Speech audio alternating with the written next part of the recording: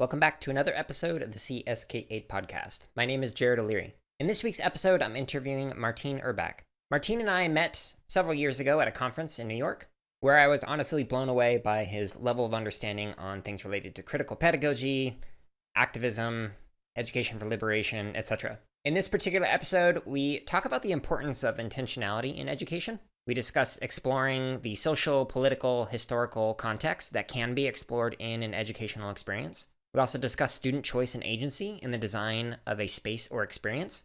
And in particular, Martin shares some of the struggles around when is it too much agency, which I really appreciate his vulnerability in that particular conversation and throughout this interview as a whole. We also discuss how to fight oppressive systems in education from the inside, for example, through small acts of subversion, as well as committing to continuing to learn and grow on a daily basis, and many other topics. Now, at one point in the interview, Martin describes a video by Dr. Bettina Love, and I unknowingly gave a summary of that video because I forgot who it was that was presenting on it. I'm just really bad at remembering names after watching videos and whatnot.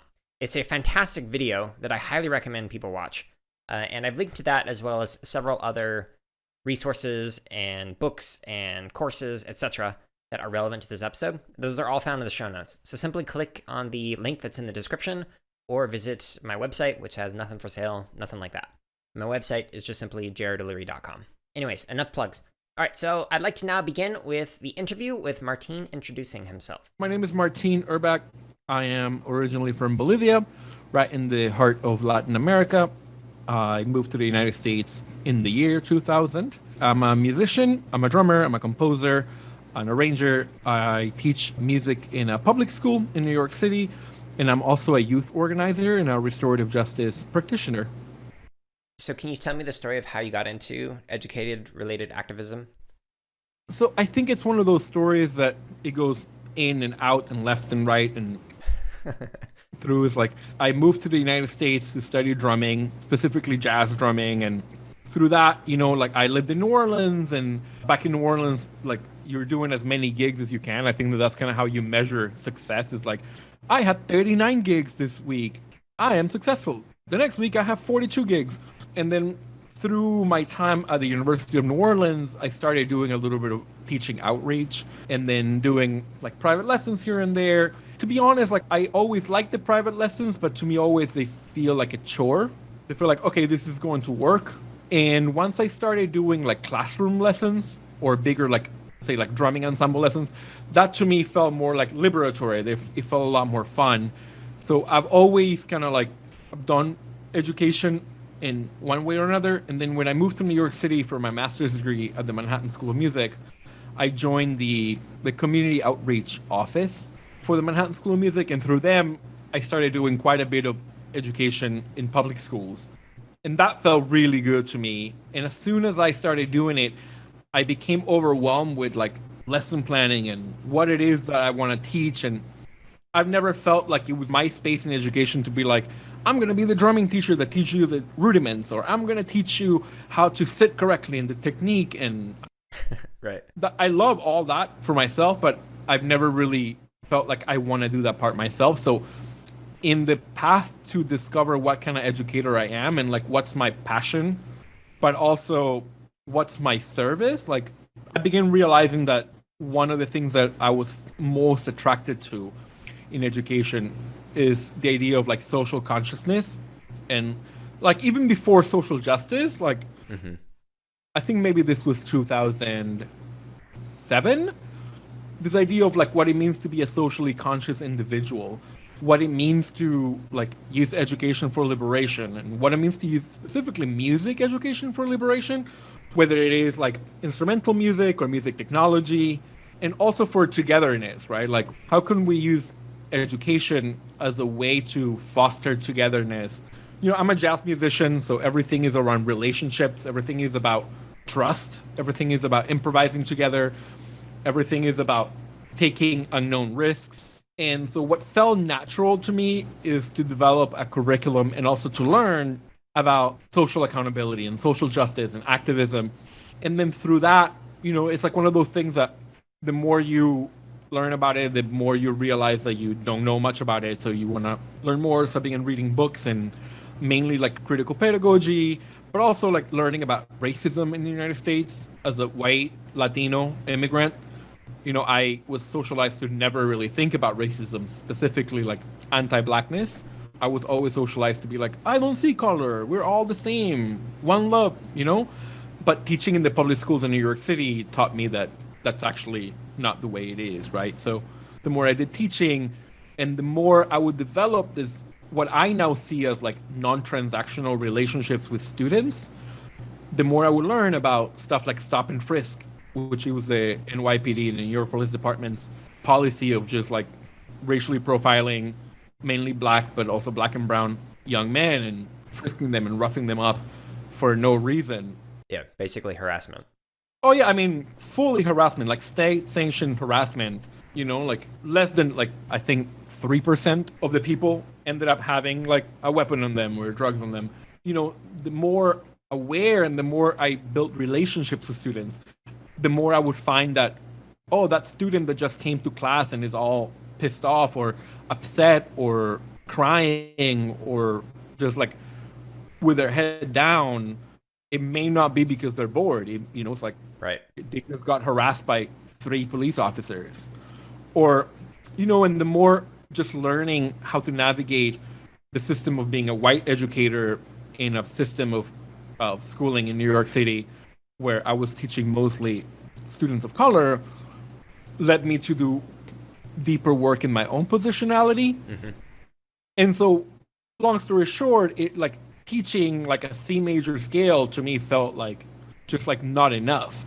And so like I began doing, and I don't want to negate the value of learning about music theory because that's what saved me, right? Like I am who I am because I know music and because I love music. But to bring an intentionality for like, why do we play music? What do we play music for? So it's not just like, hey, go learn Mary Had a Little Lamb or go learn like chopsticks and that's how you learn the piano. Yeah, definitely. And what's interesting from like a computer science perspective is a lot of the discourse is around you are learning this thing so that way you can get a future job. Like that's all people talk about. But several of the guests that I've had on have talked about, well, there are other purposes of education besides a career, like self-development or just understanding or social emotional learning, things like that, like even computer science for healing. And so I'm wondering if you could kind of give an example of what does it look like to teach like a lesson that focuses on social consciousness or racist practices or things like that? Reflecting, I always like to start lessons with this idea of like a design challenge, even just from the design like thinking process, right? Like like what is the need? What human need am I solving?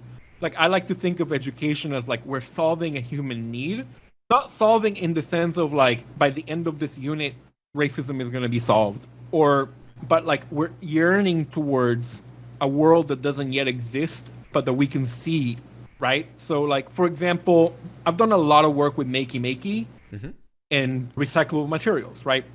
And so one of the things that in talking to Eric Rosenbaum, one of the creators of makey, in talking to him, a lot of the conversations were around this idea of human connection, about this idea that like it can take 2 students or 2 kids or 2 people to trigger a note, right?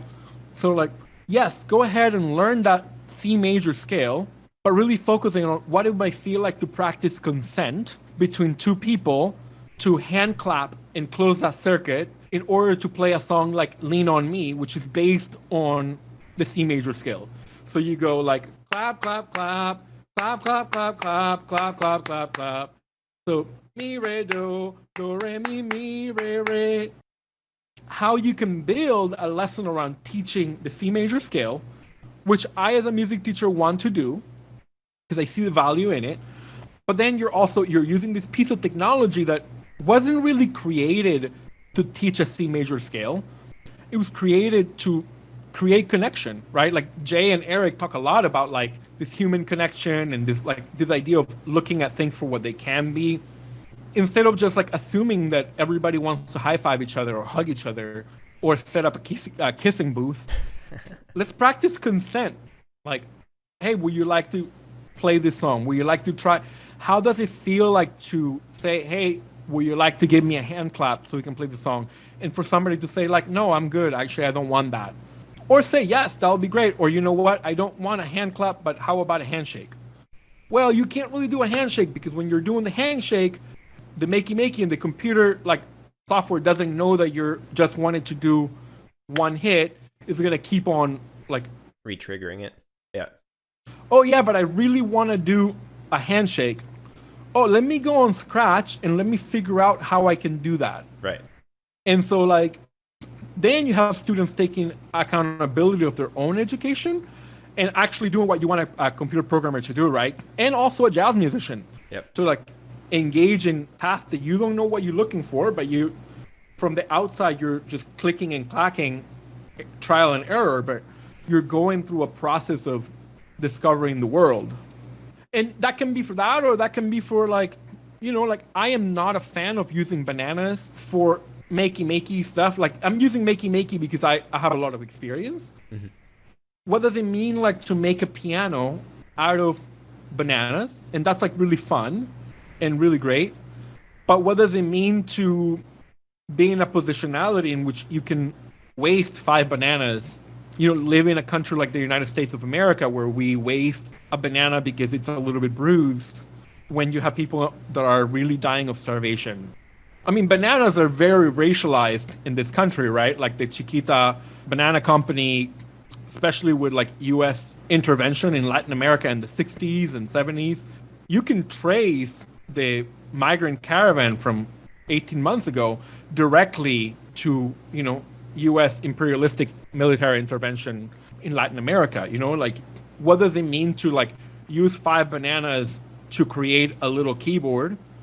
But also what does it mean to study around the labor movement and the fruit pickers of California and Cesar Chavez? You know, so it's like trying to tie music education and music technology in a social, political, and historical context because they're not set apart.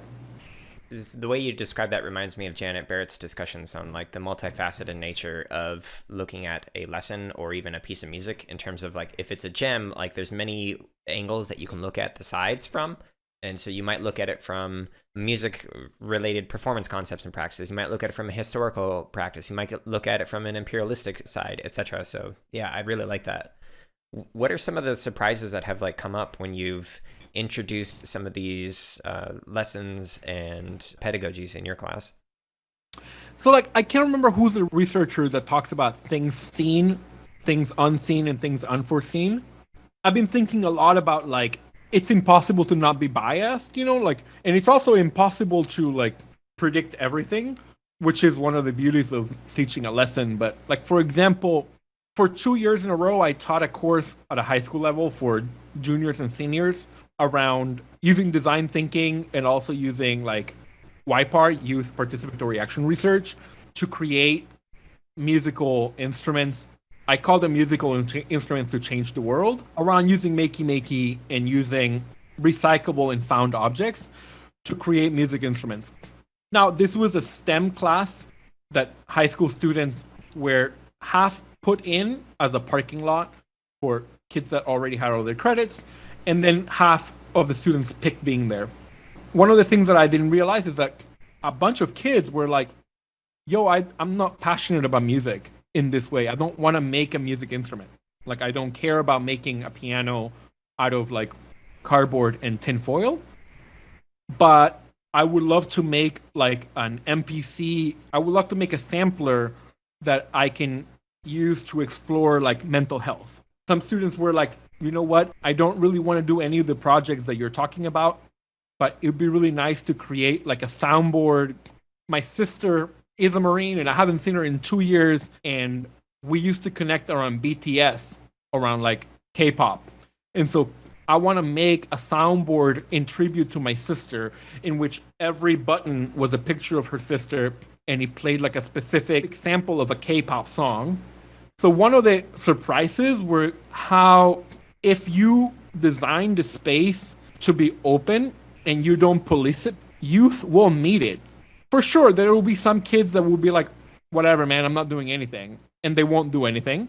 But that's fine. I mean, that's like whatever. Then at the end of the class, then that's the grade that you'll have. Like, we all make choices, Yeah. but that's very, very seldom.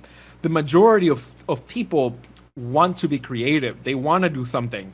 And so one of the things that I didn't realize were how me teaching a music technology class, but being open to other things would make it so that we could actually engage in what music technology even is, right? And also do projects that I myself didn't know how to do. Like Right. One student figured out how to put a couple of different videos together by using Makey Makey and Scratch. Another student figured out how to make a bucket that every time that you put compost in it, it talked to you. And like, I don't know how they did it. I can go back and look at the code and kind of understand, but I don't understand how they learned how to do it, So that was something that sort of like that surprised me. And another thing that surprised me in teaching stuff like this isn't just my own ability to gatekeep, like what something is. Like, I got into a huge argument with a student that actually had to be mediated, and parents came, and it got really ugly because his whole idea was like, I don't want to make an instrument. I want to make beats that help people study. And like, this is also like a 17-year-old, who is like thinking like a 17-year-old.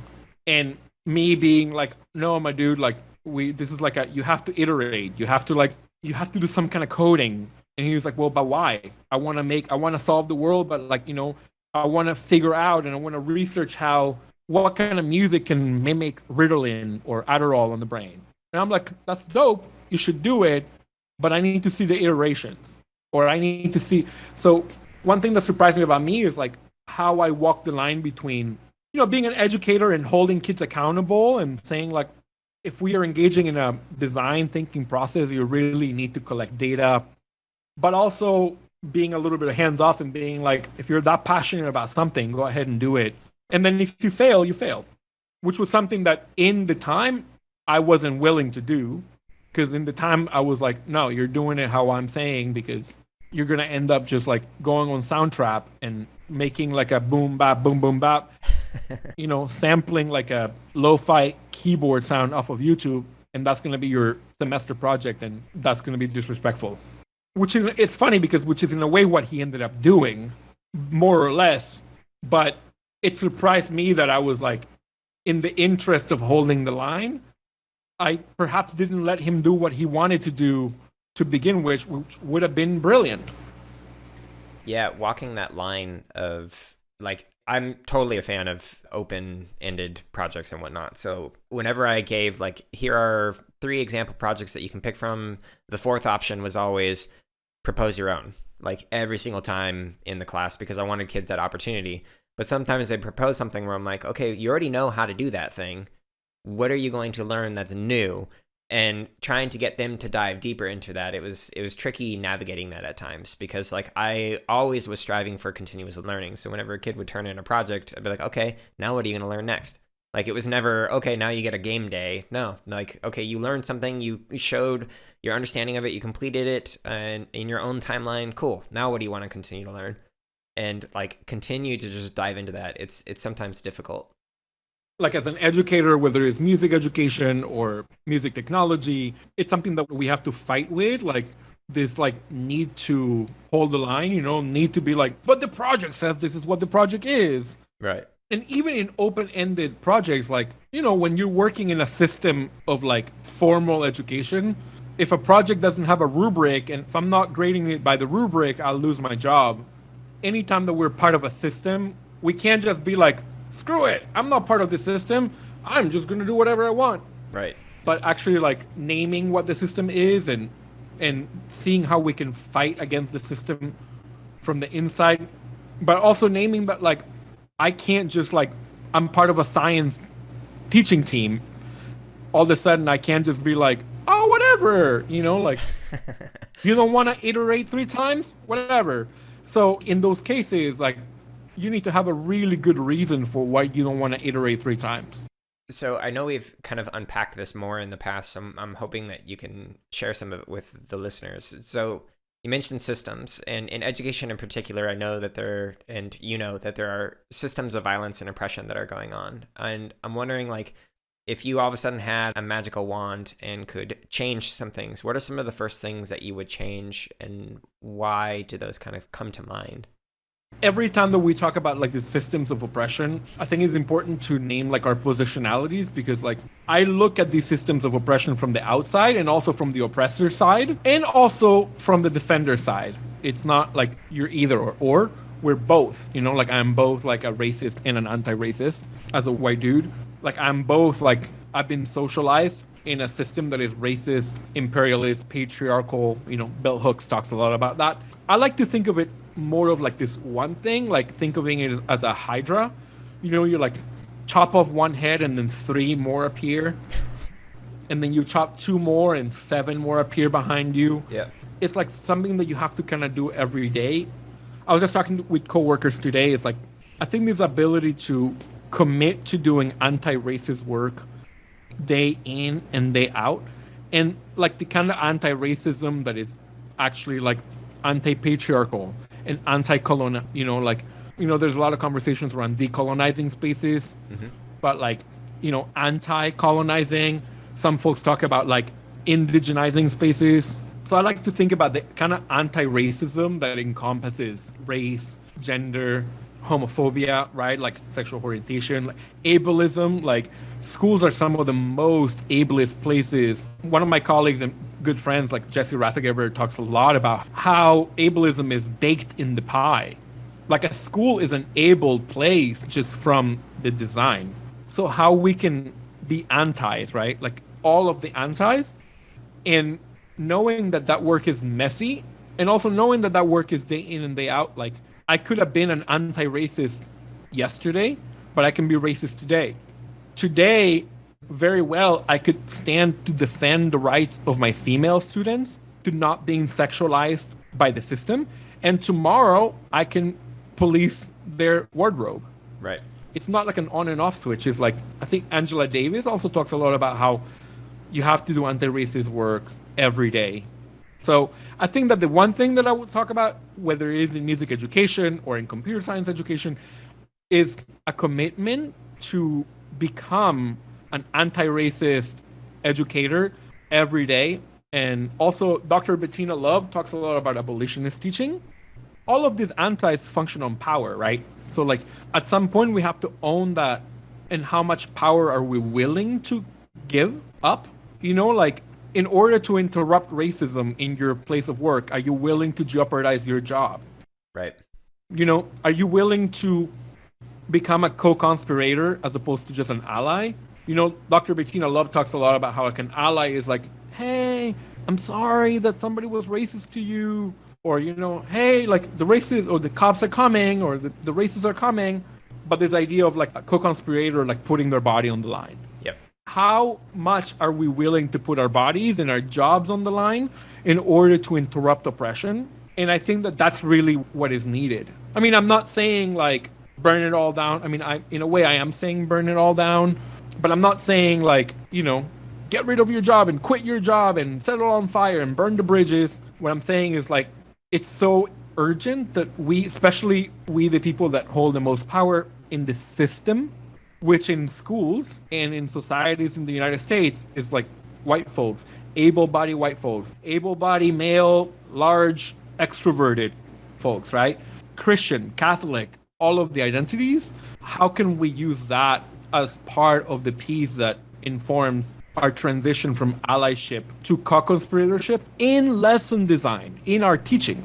If we are doing this work in the streets, and if we're doing it out with students on a one-on-one, but our lessons are still like all readings of white men, and we're only amplifying the work of like white folks, and we're erasing the works of people of color, that also falls short, right? There was one example that I recently heard that was saying if a police officer was going to tase somebody else, like a black male, and that black male was not resisting arrest, was just kind of standing there, just like, hey, I don't know why you're going to tase me. An ally might be like, hey, you shouldn't be tasing that person. But a co-conspirator would go up to that black male, hold his hand and basically say, like, look, if you're going to tase this person who's not resisting arrest, you're also tasing me in the process as well, because we're completing a circuit and whatnot. So like that is kind of like an example of a co-conspirator. That example sounds really close to the example of that Dr. Bettina Love that gave in her talk in C-SPAN, which was around the activist Brian Newsom with a flagpole, and this dude who like nobody knows whose name is. His name is James Tyson. Went and touched the pole, right? And that actually saved Brian Newsom's life. But like, what a wonderful lesson that would be for any kind of curriculum that involves electricity, whether it is in third grade, whether it is in first grade, whether it is in college. You know, like if you can teach how to be a co-conspirator by the way an electric circuit works, and you could do it through makey, we have a lot more co-conspirators than allies. What can educators do to learn more about it? So like personally, I didn't learn about and read about ableism until a few years ago. And like there are all these different things that, like whether it's anti-racist practice or ableism or unpacking and challenging sexism, etc. Like, how do you continue to learn more, and how do you recommend other educators learn more and then actually act upon that? It's funny because like I hold these two identities, like as a jazz musician or just a musician, everything is relational, right? Like you call your boys, you call your people to do a jam session, they come to your house, you like break bread, you go to the deli, you eat lunch, play some more music. The art of teaching is a very lonely thing, right? You're like staying up until 3 a.m. creating lesson plans, and you're all alone, and you teach. Music teachers are usually one teacher in the whole campus. So number one, I think that for me, the most important thing has been creating and fostering and honing relationships. It wasn't really until I had like a beautiful relationship with somebody who wasn't able-bodied for me to be able to be like, oh shoot, like this is something that it was unseen, right? Yep.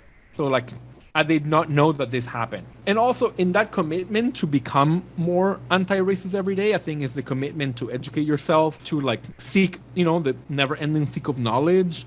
There are like lots of organizations. The People's Institute for Survival and Beyond has been doing this kind of anti-racist work for a long time. In social media, like you can tweet something and within a few minutes you'll have more information that you need. You can write a dissertation on it. But it's the commitment to do it. It's also, but it's so much relational, right? Like I belong to networks of people that are doing this work and that have been doing it for 30, 40, 50 years. And I belong to networks of people that just began doing this work yesterday. Right. And so like saying like, hey, I like check out this YouTube video. Hey, like look at this. There's a training coming up, you know, like, and doing the internal work of like, of figuring out who one is and what made us be this way, right? I recently shared this quote that was like, people think that racism is the shark in the water, but actually racism is the water.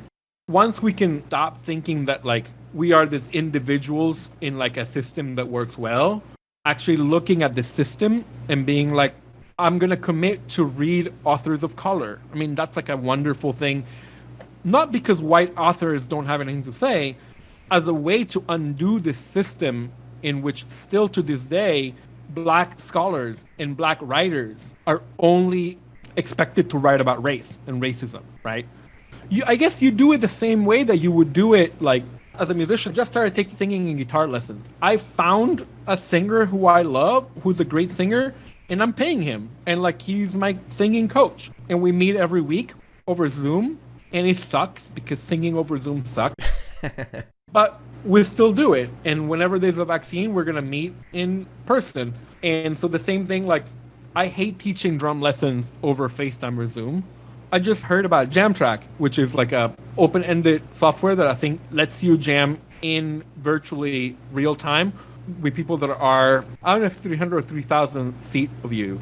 You know, like you make it work. Like if you're committed to something, you ask people. There recently was a really beautiful, it's called like a scaffolded anti-racist resources, which is like meets people where they're at. Like if you've never thought about these, like, okay, here it is. Do you disagree with reparations? Okay, here you can read, you can watch, you can check out what other people are saying. You get stuck on looping around like all lives matter. Okay, so like read this.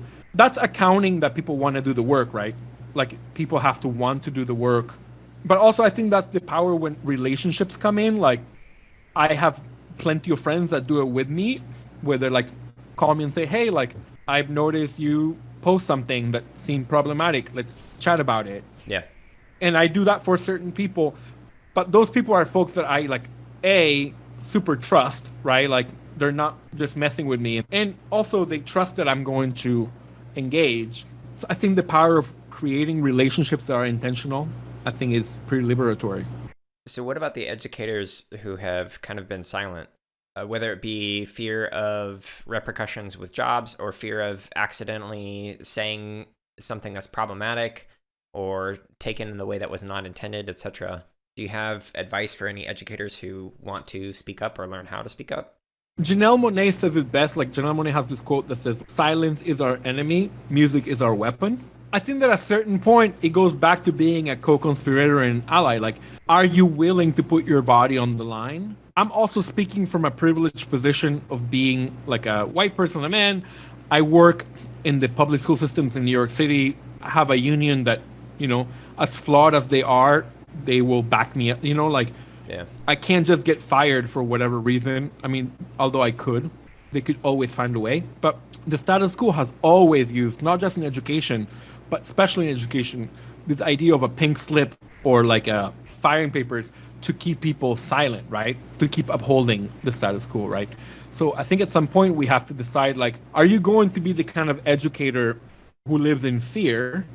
Or are you going to stand up for defending the human rights of your students and of their families and also your own, because we're all connected, right? I'm noticing my own privilege in that. Like, I know there's a lot of people that cannot have those privileges, but I think that it's really important to plant little seeds of activism. I've had a lot of luck framing things around human rights. I used to teach at a school that was mainly conservative. It's actually a school for students on the autism spectrum. Lots of students and lots of teachers and lots of staff and administrators kind of used the students' disabilities as a shield to not talk about racism, because they were like, oh, they don't understand, or they don't focus on teaching them how to match colors, or focusing on teaching them like how to whatever, like play the drum on the iPad, not knowing that race and disability is a huge intersection. So planting little seeds, I think, is really wonderful, and then tending to the seeds and watering the soil and taking care of them. I began the year being reprimanded for printing out the Black Panther Party 10-point program, in which we talked about where this idea of free breakfast, like free school lunches, came from and who was doing it, and gotten reprimanded. And I finished the year with a whole like Black Lives Matter protest scene, because we were doing the musical Hairspray, and we turned the scene of like the I Know Where I've Been, which is a Black Lives Matter protest scene anyways, turning it with full-on BLM signs, students marching up and down the school. But we did little by little, like trusting the process of like slow change and planting seeds and creating allyships between teachers. That was very powerful. That changed the vibe. That changed the culture in the school. In some schools, it might take a month. In some schools, it might take 5 years. Yeah, I like that, the idea of planting seeds and just small incremental changes building up, compounding over time and whatnot. One of my scratch or computer programming units that I did with kindergarten and first graders, all we did was just look at climate change, and then students made little Play-Doh buttons that played sounds that related to climate change. Also, I think re-empowering educators to knowing that in the end, nobody can make you be a kind of teacher that you don't want to, right? So we are able to teach any lesson that we want. We just might have to play around with it, how it looks like. We might have to frame it differently. We all have developed coping strategies for what to do when your administrator comes to watch you and observe you. I don't have to teach you how to do that. It's all a game, right? Well, there are many thousands, millions of interactions that you can have with your students that can flip a switch. You don't have to call it I'm going to do a unit on racism. Right. I mean, we should, but that unit on racism can start by just having small interactions that plant those seeds. Yeah, I think that's important. having been in some districts where there have been very conservative principles, not necessarily like from like a conservative party standpoint, but just like hesitant to engage in anything that might be controversial or considered that way. I think it's important to find little ways. Who was it? John Cradis that called it small acts of subversion. So that way you can kind of plant those seeds like you were saying. I'm curious, what are some of the questions around social justice that you're learning more about and diving into, and how are you learning more about those right now? I recently began identifying with being an abolitionist teaching. For many years, I stand on prison and police abolition, and that's very central to the work that I do as a restorative justice coordinator at my school. I don't really know what defunding the police means. I mean, I know that defunding the police means defunding it to less than zero, right? That's what defunding means. Defunding means zero, but actually police departments are using our tax dollars to pay for lawsuits from when they kill an unarmed Black person. So in my opinion, defunding should be like, no, you owe us money. But I don't know what it means to replace the system. So right now I'm doing work on learning what does it mean. I'm part of a coalition of teachers, administrators, students, and parents that are calling for police-free schools. Yeah. I know what police-free schools mean, but I'm learning more around actually like kicking police out of schools and not addressing the reason why violence happens outside in neighborhoods. It won't do that much. So right now I'm learning about that, and I'm trying to like be more conscious about it. Under COVID, like I'm really scared of going back to the classroom. Yep. I'm super healthy. I live alone, but I don't live in a bubble. One of my favorite shops, this dude is like 75 years old. He's like the shopkeeper. I live in a building with at least 1,000 people, many of them who are older Caribbean folks. So I'm really afraid for what it looks like as a teacher to go back into the classroom. I'm working towards remote learning, even though remote learning is not the best. It is the safest. So right now I'm learning around what does that look like, what it would look like to be in a school where I know that my Black and brown and queer and disabled students are going to be criminalized in the name of quote unquote public health for not wearing masks all the time. Who I don't even know any adults other than doctors that wear a mask and don't complain about it for 7 hours a day. Yeah. Or they're going to be criminalized for wanting to give each other hugs or eating lunch with a kid that is not in their cohort. So those are questions that I have right now that are like, and how may we use like technology? As a music educator, I'm like, how can I set up like a bunch of like iPads around the schools where like a kid can like video chat with another kid in another cohort? Or right. Can we use something like free, like Makey and some Scratch free programming to like, I don't know, do some kind of interactive something? I don't have the idea fully functioned yet, but like, how can we lean in on what we have, especially as music educators, as opposed to like everybody's dying and buying a casket for like, ooh, I can't teach band anymore, or I can't teach choir anymore. Yeah, I get it. It's sad. Like, it's really sad. We should mourn it. And what are we going to do? Like, music is not going to stop. Right. It's just going to look different and sound different. Yeah, like, is there a way that we can lean on to whatever technologies we already have that are open and like free and accessible, rather than like focusing on what we can't do anymore? Like, how can we just continue living in a way that is meaningful? I like that. And I appreciate you sharing like the questions that you're exploring. Like, personally, just kind of also reciprocate that. I'm really trying hard to learn how to listen and communicate with people that I strongly disagree with, and to try and just understand where they're coming from, so that way we can at least engage in some kind of a productive dialogue, not to change their thought, but just to better understand each other. So that way it's like not any of this one side yelling at the other side. And like, as an example of that, like, so both my parents worked at a police station. My dad was a police officer, and yet I support defunding the police stations and the system. And so when people hear that, they're very confused. And so I want to be able to communicate that in a way that's like, well, look, instead of spending all this money on this, like New York spends what, several billions of dollars on it. And instead of spending all the money on reactionary measures, why aren't we spending more money on preventative measures, like more social workers or free mental health care or community programs or things like that? So when I bring that up, then it makes defunding police sound less scary, at least for some people. I think that one thing that people don't know is, again, is like we need to talk about system theory, like in systems, because when we focus on individuals, like individuals can't create policy. I mean, sure, like policy is created by some individuals, but it's not the individual, it's the system. Some of the people that I love the most in my school are school safety officers. Yeah. The two people that I'm thinking about, they're super kind, they're wonderful, they're two black women, they're funny, they have good relationships with our students, they are ethical, they treat our students right, and I still don't want them there. Why? Because they are a part of a system that brings up violence upon my students.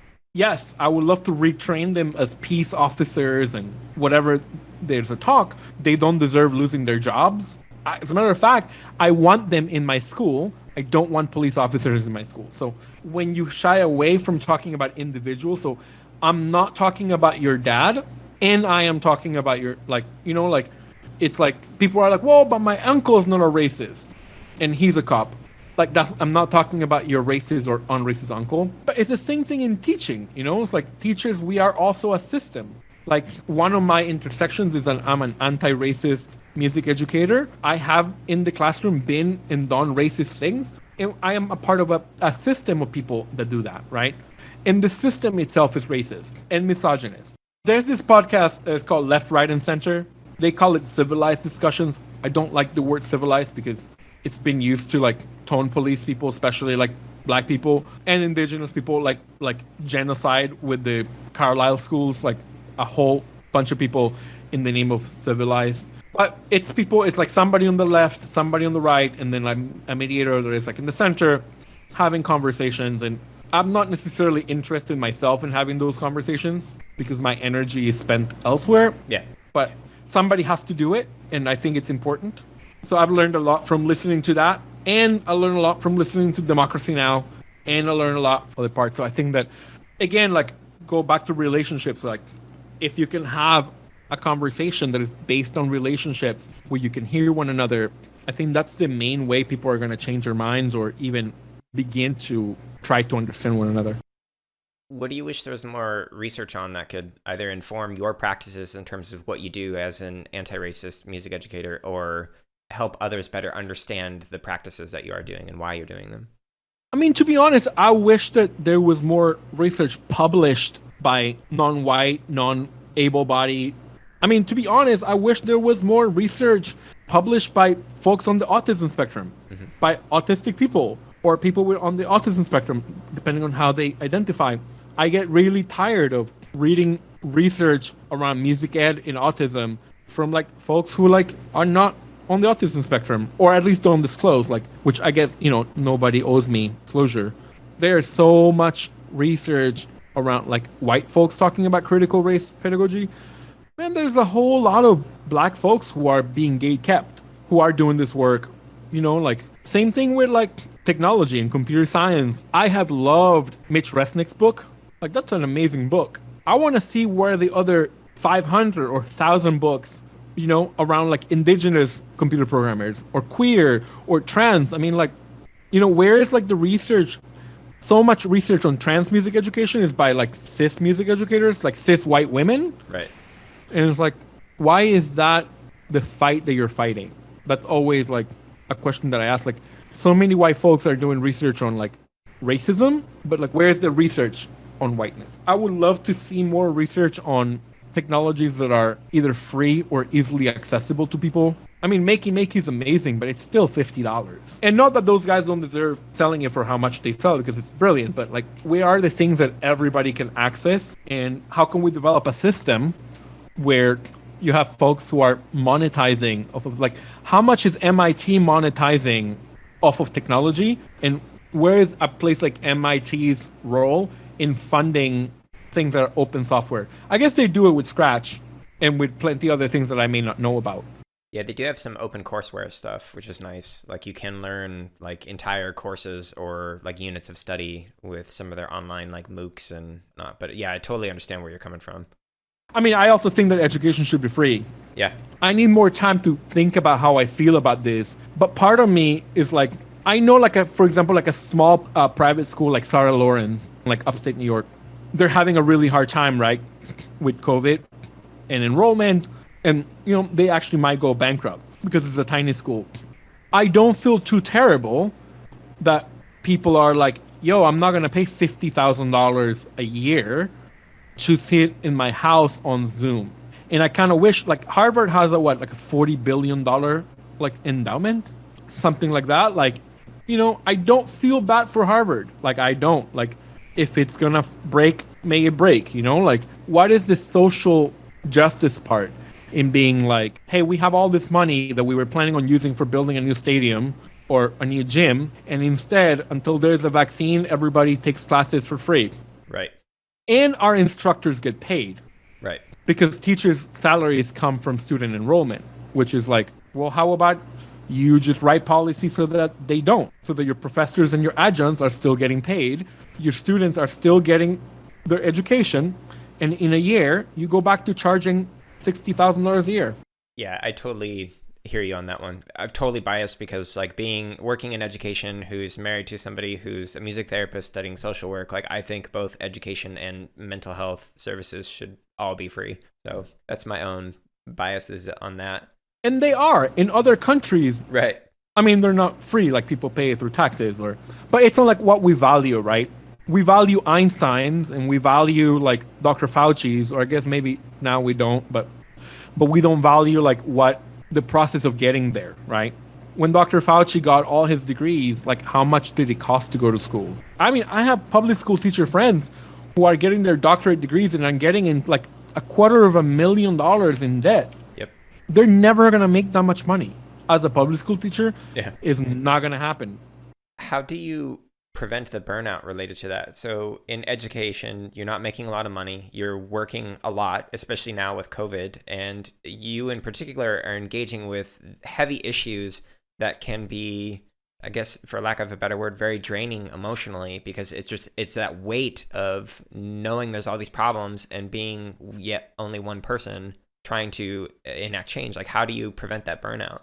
I don't prevent it. Some days I'm burnt out. And some days I'm not. Again, like goes to the power of relationships. I am not just one person. I think like whiteness thrives in the culture of like isolation, or like I'm one person. I'm the only person fighting for this. Like I'm part of like coalitions of like hundreds of people doing this work. I remind myself that I don't have to finish the work and that I'm not here to solve racism or solve education, but also I can't abandon it, right? Yeah. I feel energized by going to a protest and like playing my bucket drums and trying to find like, I'm trying to like gamify, like I have this like 3 buckets that are together and like I'm drilling holes in it and like attaching a cowbell to it, figuring out like how to best wear it so that it doesn't like bruise my legs. So that to me is actually like healing, but also, I'm going to the beach a lot. I like, I am a pretty social person. Like before COVID, like I like go on dates with people. I like focus on my friendships. I love cooking. I love eating like bougie sushi, and like I love overpriced, expensive, silly like nitro cold brew coffee served with like, Kyoto cold brew 18-hour style. Like those things are kind of silly, but it like I love sitting at a coffee shop and like drinking a coffee that is like I cannot do this myself, and like that is really dope for me. I like unplug from like the world by watching like Maddie Matheson like cooking videos in which he's like, this dude who's like huge dude that is fully tattooed Canadian.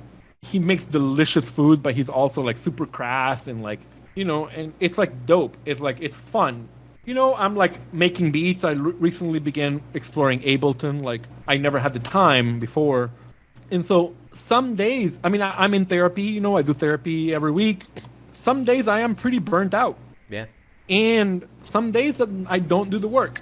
And then others I'm like, I'm going to go to the beach. Like after talking to you, I'm going to like talk to somebody else. And I'm going to take the subway for 18 minutes and go to the beach and hang out and like eat fruit. I have pretty destructive ways of like, like I will eat a pint of ice cream, Right. which like sometimes I'm like, yeah, I'm not burnt out anymore, but I'm also just ate like 1,200 calories of milk, fat, and sugar. So I have to catch myself like, ooh, like that's not a good coping mechanism. But I guess the main thing to me has always been like relationships. Yeah, that's a good point. Like this idea of self-care, like is really good, but actually community care is best. I have a pretty small and great group of friends, and that's really helped. I have really close relationships with students, and sometimes students like will text me or email me or call me, or if we're in the same room, they'll be like, Martin, you gotta, like, you're not looking good. Like, or they'll like literally bring me my water bottle and be like, I'm not leaving until you've drank your water. I teach high school students. I do restorative justice work. So we have a group called Circle Keepers. But also I do like music with students. Like the musicians in my after school clubs and my RJ kids have my cell phone number, right? And so it's very, very common for me to get a text at like 4 a.m. because teens are up all night being like, make sure you didn't eat a whole pint of ice cream. But they know because we have the kinds of relationships that we know one another, right? Like Yeah. Paulo Freire talks a lot about like we cannot teach without revealing who we are. Yeah. So I know what my students' triggers are, and they know like what my coping mechanisms are. And so yeah, that, and also just sometimes it's okay to be burnt out. Yeah. No, that's a good point. One of the reasons why I ask this question of guests is just because I want other educators to know that this is a very real thing and that their feelings are valid and there are potential ways to like work through it and whatnot. You're in your teaching your classroom and you're burnt out and you have to be there because whatever, you can't take a sick day or a mental health day for whatever reason. Like, what's the harm in sitting there and just telling your students like, yo, y'all, I'm having a pretty terrible day. Like, I'm not with it. I'm burnt out. What do y'all think we can do? Can you take the day to like review? Can we do something fun? Can y'all like be extra kind and loving? And can we do this stupid, or sorry, I'm trying not to use that word. Like, can we just get through this? Because if I don't teach this 20-minute lesson, I'm going to get fired or written up. Y'all, throw me a bone. Let's get through this 20-minute lesson together. And then you guys have 40 minutes, or you folks have 40 minutes to just like study hall. And anytime that I've done that, youth have been like, oh man, how can we help you? And it's created a beautiful like sense of vulnerability. And again, it's better the relationship. Yeah, I really appreciate you sharing that. Where might people go to connect with you? I'm on like social media at Liberation Drums. I have 2 websites. One, that's my personal, which is Martin Urbach, MartinUrbach.com. And then I have my website, which is the liberationdrumcircles.com, which is the youth participatory action research and youth music activism that I do with teens. And with that, that concludes this week's episode of the CSK8 podcast. I really hope you enjoyed this conversation with Martin. I know I certainly did. I always learn a lot when I communicate with him. And a friendly reminder, many of the resources that were mentioned in this are directly linked to in the show notes. Just go to this through the app that you're listening to this on or by visiting jaredoleary.com. Stay tuned next week for another Unpacking Scholarship episode, which, by the way, I'm going to be unpacking Pedagogy of the Oppressed, which was mentioned in this interview and in other interviews. But that's going to release sometime in September or October. Still figuring out the dates for that. So stay tuned for that. And also stay tuned for 2 weeks from now, which will be another interview. I hope you're all having a wonderful week and are staying safe.